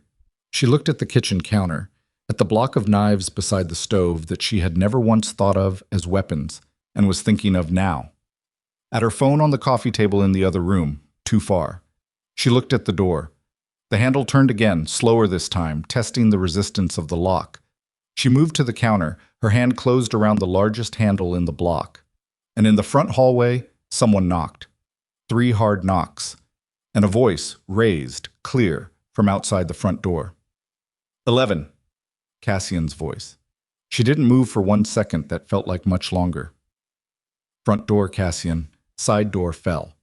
Her standing in the kitchen between them. Then Fel's side door took a single impact, a shoulder hit, she felt it through the wall. And the lock held but barely, and she made the decision in the half second she had, moved to the front door and threw the bolt and pulled it open, and Cassian came through in one motion, reading her face and reading the kitchen and understanding in the 2 seconds it took him to clear the doorway. "Side door," she said. He was already moving past her. The kitchen door took a second impact. The frame cracked. Cassian put himself between the door and the hallway where the bathroom was, and he looked back at her once, not asking anything, not saying anything, just checking she was behind him, and she was behind him, and the door gave on the third hit, and Gareth Fell came through it into her kitchen with the forward momentum of a man who had expected an empty room and got something considerably different instead. He stopped when he saw Cassian. The two men looked at each other across the kitchen floor in the 6 seconds before anything else happened. And in those 6 seconds, Serena saw on Fell's face the specific recalibration of someone who has walked into an equation that is not what the briefing said it would be. "Fell," Cassian said. Fell's hand was inside his jacket. "Don't," Cassian said. Flat, absolute. Fell's hand hesitated. And from the hallway behind Serena, from inside the locked bathroom, Elias's voice came through the door, small and clear and slightly irritated. "Mom, how much longer is this drill?" Fell's eyes moved to the sound. Just for a half second. Just long enough. Cassian closed the distance between them in 2 steps and took Fell's wrist before the hand cleared the jacket. And what happened in the next 30 seconds was fast and violent, and it was over in 40 seconds. Not cleanly. Nothing about it was clean. Fell got one hand free in the middle of it and caught Cassian across the jaw with something hard, the heel of his palm, or the butt of what he'd been reaching for, and the impact snapped Cassian's head sideways, and Serena heard the sound of it from the doorway, and her stomach dropped. But Cassian didn't go down. He absorbed it the way she had seen him absorb things before, not without feeling it, but without letting the feeling interrupt the next move. And the next move was decisive and final. And when it was over, Gareth Fell was face down on her kitchen floor with his arm at an angle that ended the conversation. Aldo came through the broken side door 11 seconds later with 2 men she didn't recognize. He looked at Fell on the floor. He looked at Cassian, who was standing with one hand braced on the counter and blood coming from the cut on his jaw and his breathing not quite controlled yet. He looked at Serena in the doorway. "Sheriff's contact is outside," Aldo said. "We can hand him over in the next 10 minutes and it stays clean." Cassian straightened up from the counter. He wiped the blood from his jaw with the back of his hand and looked at it briefly, and then looked at Fell with an expression that contained several years of accumulated consequence. "Federal," he said, "not county. I want this going to the same task force that has the Reyes indictments." "That takes a call." "Then make it." Aldo stepped out with the 2 men and Fell between them, and the kitchen was suddenly quiet in the way that rooms go quiet after something loud has happened. A specific, ringing quiet, the silence that follows impact. Serena looked at the broken door frame, at the cracked edge of the door where the lock had given, at the ordinary kitchen that had contained extraordinary things in the past hour, and now looked slightly wrong, like furniture that has been moved an inch off its usual position.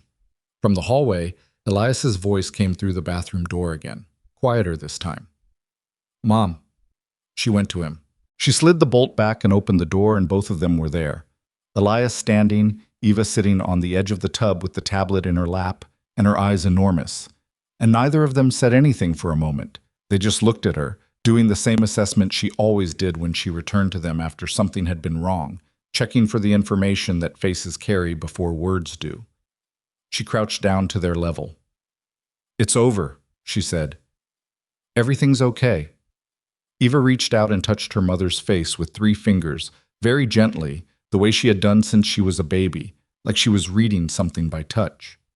Then she seemed satisfied and looked past Serena into the hallway. Cassian was standing at the end of it. He had stayed back. He had understood, without being told, that this moment in the doorway belonged to her and the children first, and that he was something new in this hallway, and new things needed to be introduced, not imposed. Eva saw him first. She looked at him with the direct, uncomplicating gaze of a child who has not yet learned to find adult situations complicated. She looked at his eyes, then at her own reflection in the bathroom mirror, then back at him. "You have the same eyes as us," she said. Cassian's throat moved. "Yeah," he said. His voice came out rough, and he didn't try to smooth it. "I do." Elias had not moved. He was standing very still in the way he stood when he was doing the internal processing that always preceded his decisions, absorbing everything, measuring, preparing something. He looked at Cassian for a long moment. Cassian looked back. Neither of them dropped their eyes. Then Elias said, "Did you know about us?" "No." Cassian's answer was immediate and simple and completely undefended. "I didn't. I should have found a way to know. I didn't." Elias considered this. "But you came today." "The second I knew." Another pause. Then Elias walked forward past Serena, past the doorway, and stopped 3 feet from Cassian and tilted his head back to look up at him properly.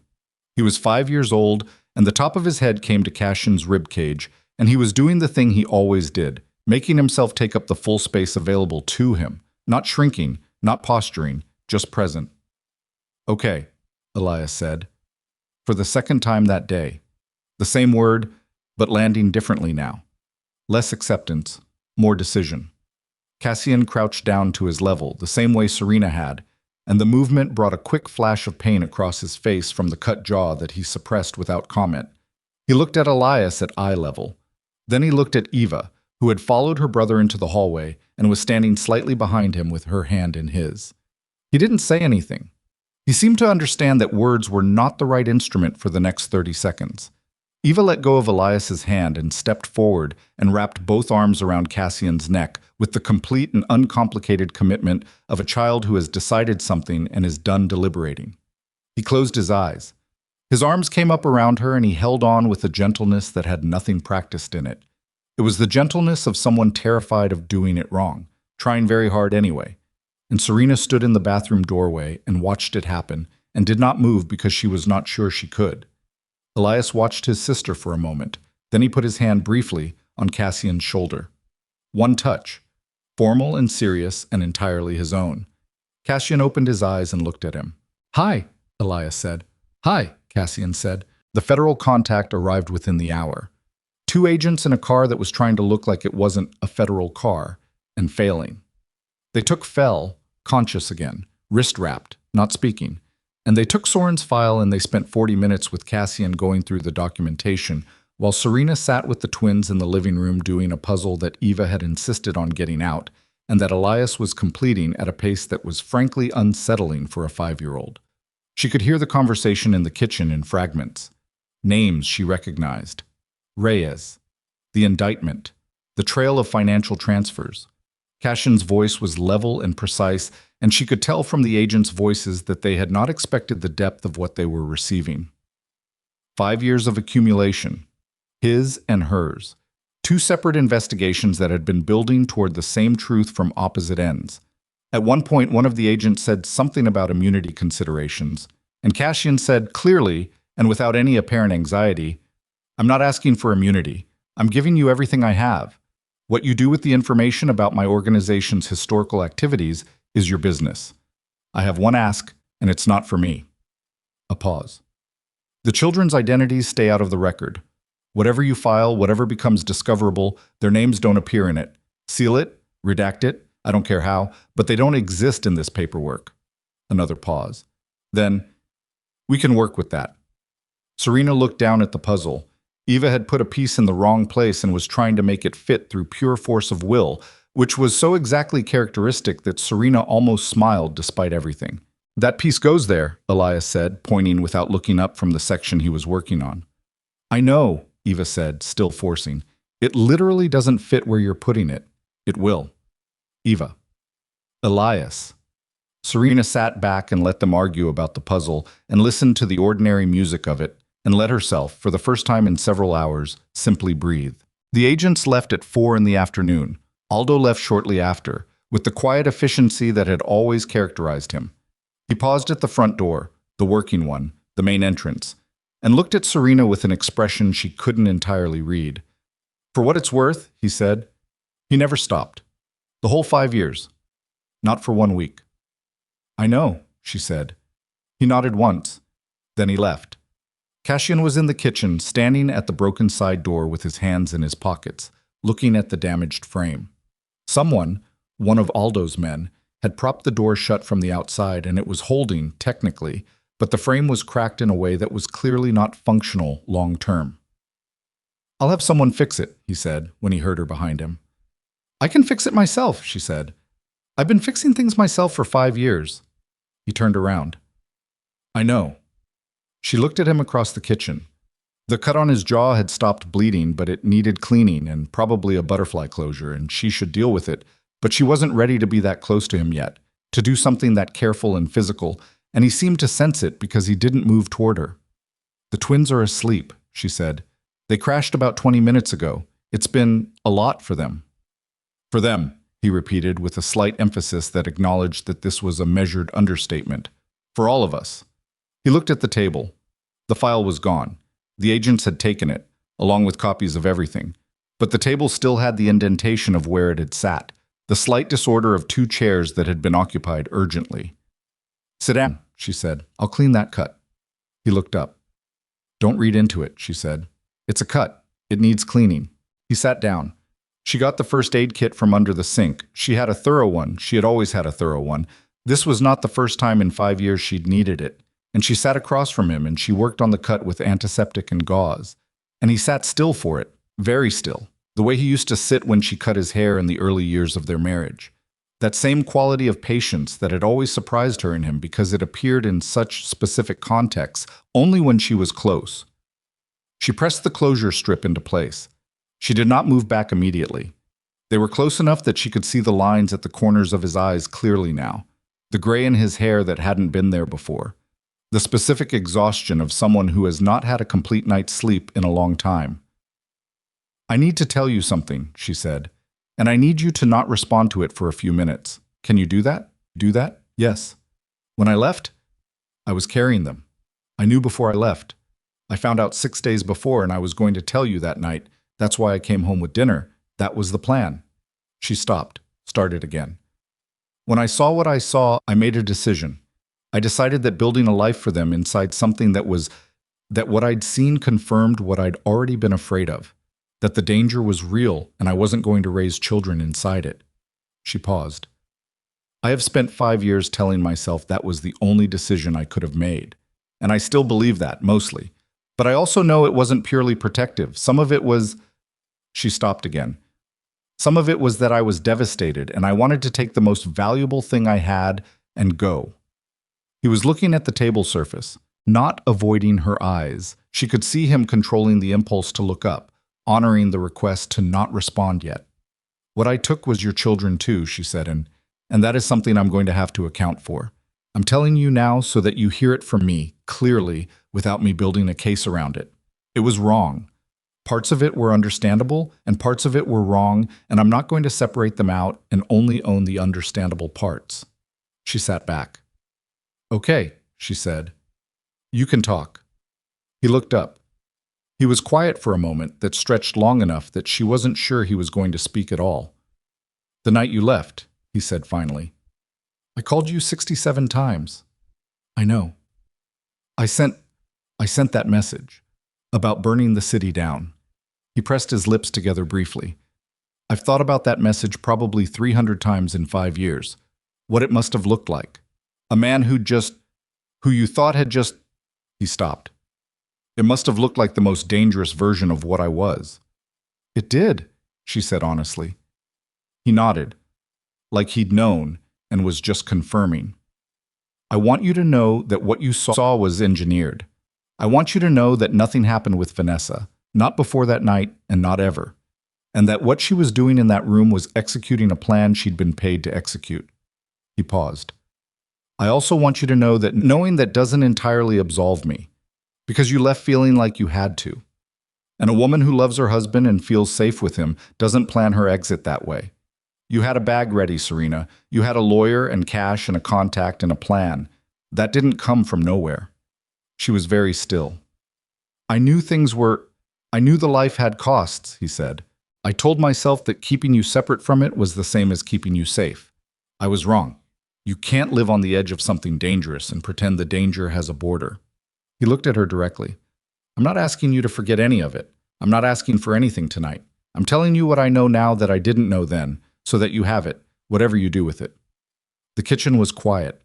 Outside, the afternoon light was going golden and low, the kind of light that only happened at this hour on the coast, long and warm and laying itself across everything without distinction. "I don't know what I do with it yet," she said. "I know. I can't tell you where this goes. I can't tell you that tonight. I'm not asking for tonight." She looked at him for a moment. "The children need to know you. That I can tell you. That one I'm certain of. Whatever else is uncertain, they need their father, and that is not negotiable, and I'm not going to make it complicated." Something moved through his expression. Not relief exactly, something older and rawer than relief, something that had been held under pressure for 5 years and was only now being allowed a small release. "Okay," he said. "You should stay tonight. There's a guest room. The frame on that door needs to be secured before morning, and I can't do it in the dark, and I'm not—" She stopped. "I'm not ready for you to leave yet tonight. I'm not saying that as anything other than what it is. I understand. Do you have somewhere you need to be?" "No," he said, simply. "Absolutely. There's nowhere I need to be except here." She made dinner, pasta, because it was what the twins would eat without negotiation, and they woke up from their crash at 5:30 hungry and slightly disoriented and stumbled into the kitchen to find Cassian sitting at the table. Eva climbed into the chair beside him without ceremony and asked him if he could reach the salt because she couldn't, and he passed it to her and she said, "Thank you," with the particular gravity she applied to manners. And he said, "You're welcome," with the particular gravity of someone who was handling every small ordinary moment like it was made of something fragile. Elias sat across from him and ate with the focused efficiency he brought to meals when he was hungry, and about halfway through he looked up and said, "Do you know how to play chess?" Cassian looked at him. "Yes?" "Mom doesn't. She pretends she does, but she doesn't." "I can learn," Serena said from the stove. "You said that 8 months ago," Elias said. To Cassian, "She hasn't learned. I've been busy." "She says that too." Cassian looked down at his plate, and the corner of his mouth moved, and it was the first time in 5 years she had seen that specific expression, the one he made when something was genuinely funny to him, but he was trying not to show it because showing it would mean losing control of the room, and it hit her somewhere she hadn't expected, and she turned back to the stove. After dinner, Cassian read to them. This happened because Eva handed him a book, the same worn-out book she had been demanding every night for 3 weeks, a long story about a lighthouse keeper's daughter, and said, "You do it tonight," with the absolute authority she applied to all her decisions. And Cassian looked at Serena, and she looked at him, and she nodded once, and he took the book and sat on the edge of Eva's bed and began. Serena stood in the doorway. He read badly at first. Not the words. He read the words fine. But the performance of it, the voices, the pacing, the knowing when to slow down for effect, and when to rush through the exciting parts. He was doing it too evenly, too carefully, the way you read when you're thinking about reading rather than just reading. And Eva interrupted him twice to tell him he was doing the lighthouse keeper's voice wrong. "How am I doing it wrong?" he said. "She's old," Eva said. "She sounds more like this," and produced an impression of an elderly woman that was so alarmingly accurate that Serena pressed her hand over her mouth. "Okay," Cassian said. He tried again. Eva assessed it. "Better," she said, with the magnanimity of a critic lowering the bar.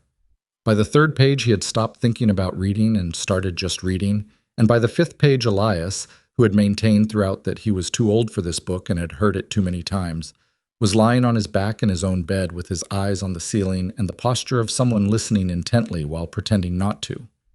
By the last page, Eva was asleep. Cassian closed the book very carefully. He looked at her sleeping face for a moment, at the way her lashes lay against her cheek and the slight furrow between her brows that she had even in sleep, as if she was solving something. And Serena watched him look at his daughter for the first time and understood that some things could not be accounted for, could not be planned or managed or mitigated, could only be walked into and survived. He looked over at Elias. Elias's eyes were closed. His breathing had slowed. Cassian stood up quietly and set the book on the bedside table and walked to the doorway where Serena was standing, and they stepped out into the hall together, and she pulled the door almost closed, and they stood in the narrow hallway without speaking for a moment. "You need to clean up," she said. Quiet. Practical. "There's a bathroom at the end of the hall, fresh towels in the cabinet." He nodded. And get some sleep. The guest room is the first door on the left. He looked at her. The cut on his jaw was slightly swollen now, the closure strip doing its job. In the low hallway light, with the exhaustion and the 5 years of it all sitting on him at once, he looked like something she recognized but hadn't seen in a long time. Just a man. Not a boss, not an empire, not a threat or a promise or a mistake. Just a man who had read a book badly and gotten corrected by a 5-year-old and taken it seriously. "Serena," he said. "Not tonight," she said gently. "I mean it. Whatever else there is, not tonight." He held her gaze for a moment, then he nodded. "Good night," he said. "Good night."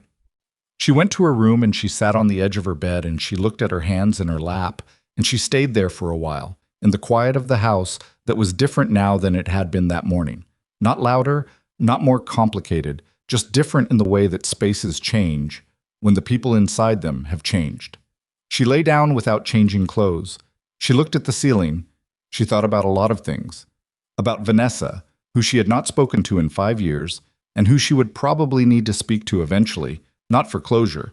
That word had never meant much to her, but because 22 years of friendship deserved something more than silence on both ends, even if that something was just a direct and honest accounting of what had been done. She thought about Dana, who was in Philadelphia with her sister, and who had held the line for 5 years without complaint, and who deserved more than she had been given. She thought about George, who had fixed her front steps and kept her secret for 5 years, and who had also kept one secret too many for 6 days, and about how she felt about that, not with fury, which had been her first response, but with something more tired and more real, the recognition that people who love you imperfectly are still people who love you, and that perfect loyalty was a thing she had stopped requiring of everyone except herself. She thought about Elias saying okay with the weight of a decision rather than an acceptance. She thought about Eva's arms around Cashin's neck, the complete surrender of it, the absolute trust of a child who had not yet been taught that trust required evidence. She thought about what it meant that she had not taught them that after everything, after 5 years of building walls and maintaining exits and sleeping light, she had raised 2 children who threw themselves at love without checking the depth of the water first.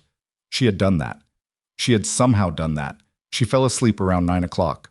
In the morning, she came downstairs at 5:30 to find Cassian in the kitchen. He had made coffee, found the maker, figured out her system, and he was standing at the kitchen window looking out at the bluff and the water below it with his hands wrapped around a mug. He had replaced the broken door frame. She didn't know when. The wood was new and slightly brighter than the surrounding frame, but it was solid. She could see that without testing it, the joins were clean. He heard her come in and turned around. She looked at the door, then at him. "You didn't sleep," she said. "I slept some." "When did you fix the door?" "About 4. I found tools in the hall closet." He paused. "I hope that was okay." She looked at the door again, the clean new wood of it, the careful work. "There's more coffee," he said. She got a mug. She stood at the counter across from him and they drank coffee in the early morning quiet of the kitchen, the light still gray and the ocean below the bluff still loud with the night tide. "I've been talking to federal attorneys," he said, after a while. Not introducing it, just continuing a thought he'd been having for the last 8 months, about what a full disclosure of the organization's activities would look like, what it would cost, what it would take to come out the other side of it as, he paused, as something else. She looked at him. "It's not a small cost," he said. "It doesn't end cleanly. There are things that have consequences that I can't negotiate away, and I'm not trying to." He looked at his coffee. "But there's a structure. There's a path through it that ends somewhere my children can know who their father is without it being..." He stopped. "Without it being a liability, a danger, a thing they have to protect themselves from." She was quiet for a moment. "How long?" "Process? 2 years. Maybe 3 for the last of it." He looked up. "I'm telling you because you should know. Not because I want you to factor it into anything about us. That's separate. This is about them."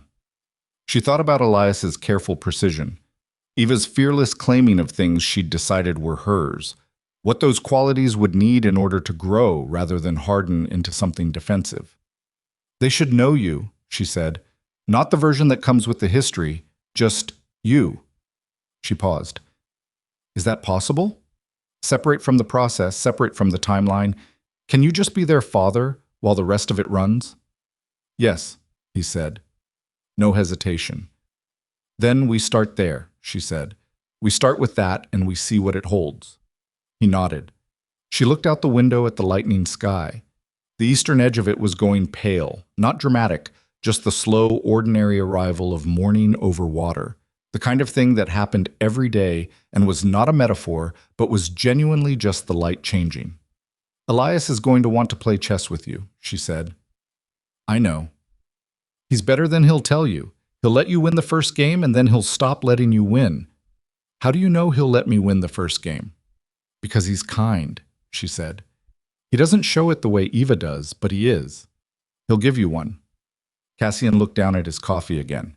His jaw was working slightly in the way it did when something had hit him, and he was holding it. Okay, he said.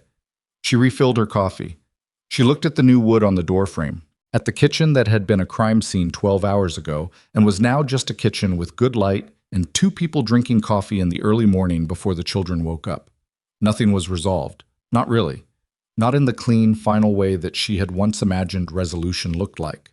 The single conversation that settled things. The definitive line between before and after. It wasn't like that. It was going to be like this. Slow and imperfect and requiring constant maintenance and full of moments where the wrong word would open something back up, and full of other moments, also like this one, that were just quiet and functional and okay. She had spent 5 years building a life on the principle of sufficiency. This is enough. This is safe enough. This is close enough to peace. She thought it might be time to build towards something with a little more in it. Not certainty. She was done with certainty. It was a lie she couldn't afford. But something. Some motion toward the possibility that the people who had hurt each other most were sometimes also the ones best equipped to understand exactly what repair required. Not because love was simple, because they had both already paid the price of pretending it was. She heard feet on the stairs. The particular sound of Eva coming down fast with no regard for the hour or anyone's sleep. The kitchen door opened. Eva appeared in her pajamas with her hair in the chaos of morning and looked at both of them with the supreme unself-consciousness of a child who finds 2 adults in her kitchen at dawn completely unremarkable. Is there breakfast? She said. There will be, Serena said. Eva looked at Cassian. You stayed. I stayed, he said. She considered this with brief seriousness. Then she climbed into her chair at the table and said, Good, with the finality of someone closing a matter she had already decided, and picked up the book from the center of the table, the lighthouse keeper's book, which had migrated from the bedroom with the same mysterious momentum that children's objects always did, and opened it to a random page and began reading to herself in a voice just loud enough to be heard. Cassian looked at Serena. She looked at him. Neither of them said anything. There was nothing that needed to be said, not yet, not this morning. The morning was for coffee, and Eva reading aloud to no one in particular, and the sound of Elias's slower, more considered footsteps starting at the top of the stairs, and the light coming in off the water and filling up the kitchen with something ordinary and sufficient and true. It was enough to begin.